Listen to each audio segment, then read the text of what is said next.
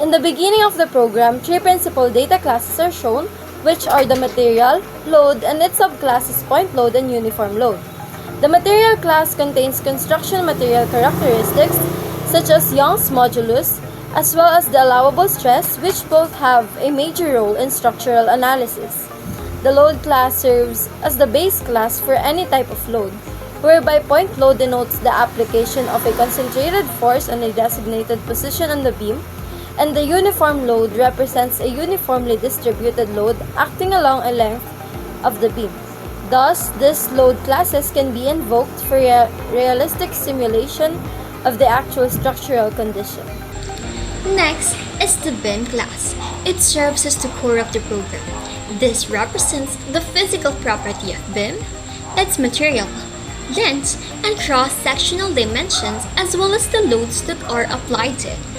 This also contains a number of methods which carry out the computations for important structural response parameters like the moment of inertia, section modulus, reactions at supports, maximum bending moment, shear force, and deflections.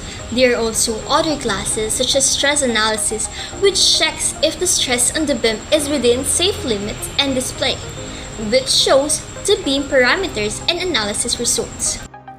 After that, the program establishes a collection of helper functions to deal with the user interaction.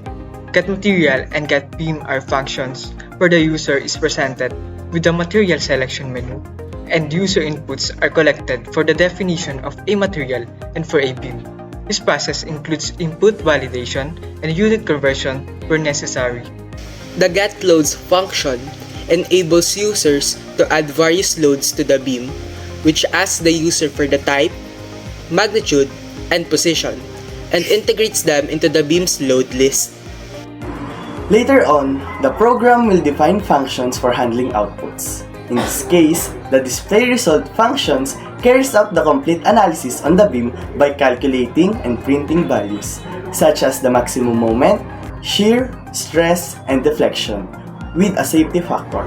Also, it allows the user to save result into a text file using the save result function that formats and writes all relevant data in an orderly and fashioned style.